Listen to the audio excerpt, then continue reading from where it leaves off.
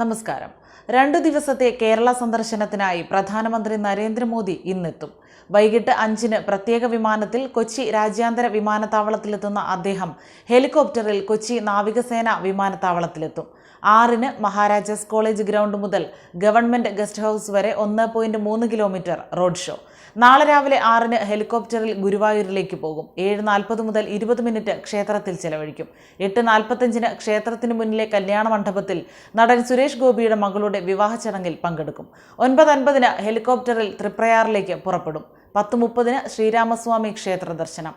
തുടർന്ന് കൊച്ചിയിലെത്തുന്ന പ്രധാനമന്ത്രി ഉച്ചയ്ക്ക് 12-ന് വില്ലിംഗ്ടൺ ഐലൻഡിൽ കൊച്ചിൻ ഷിപ്പ്യാർഡിന്റെ രാജ്യാന്തര കപ്പൽ അറ്റകുറ്റപ്പണി കേന്ദ്രവും ഡ്രൈഡോക്കും ഉദ്ഘാടനം ചെയ്യും. പുതുവൈപ്പിൽ ഇന്ത്യൻ ഓയിൽ കോർപ്പറേഷന്റെ LPG ഇറക്കുമതി ടെർമിനലും ഉദ്ഘാടനം ചെയ്യും. 1 മണിക്ക് എറണാകുളം മറൈൻ ഡ്രൈവിൽ BJP ശക്തി കേന്ദ്ര പ്രമുഖരുടെ സമ്മേളനത്തിൽ പ്രസംഗിച്ച ശേഷം ഡൽഹിക്ക് മടങ്ങും.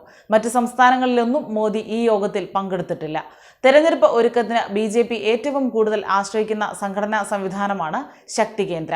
കൊച്ചിയിലെത്തുന്ന പ്രധാനമന്ത്രി കേരളത്തിലെ 7000 ശക്തി കേന്ദ്ര പ്രമുഖന്മാരുടെ യോഗത്തിൽ പങ്കെടുത്ത് സംസ്ഥാനത്ത് തിരഞ്ഞെടുപ്പ് പ്രവർത്തനത്തിന് തുടക്കമിടും.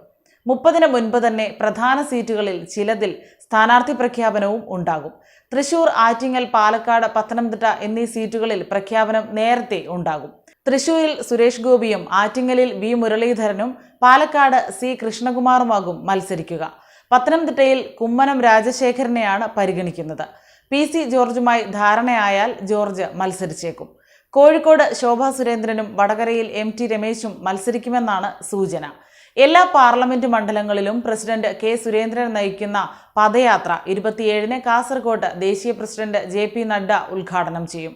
ഓരോ മണ്ഡലത്തിലും 10 കിലോമീറ്റർ വീതമാണ് പദയാത്ര.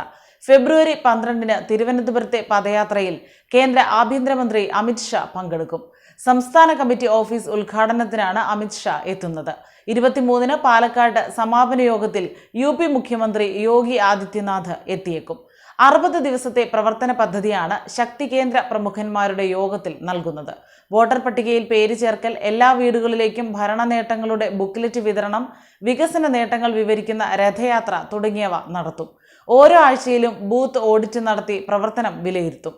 അതേസമയം കേന്ദ്ര സർക്കാരിന്റെ അവഗണനയ്ക്കെതിരെ ഡൽഹിയിൽ ഒന്നിച്ച് സമരം ചെയ്യാൻ പ്രതിപക്ഷം സഹകരിക്കണമെന്ന് മുഖ്യമന്ത്രി പിണറായി വിജയൻ അഭ്യർത്ഥിച്ചിട്ടുണ്ട്.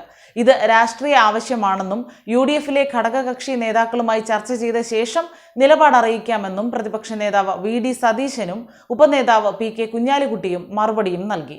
കേന്ദ്ര സർക്കാരിന്റെ അവഗണന ചർച്ച ചെയ്യാൻ വിളിച്ച ഓൺലൈൻ യോഗത്തിലാണ് പ്രതിപക്ഷം നിലപാടറിയിച്ചത്. കേന്ദ്രത്തിന്റെ ഭാഗത്തു നിന്നുണ്ടാകുന്ന പ്രശ്നങ്ങൾ മുഖ്യമന്ത്രി വിവരിച്ചു.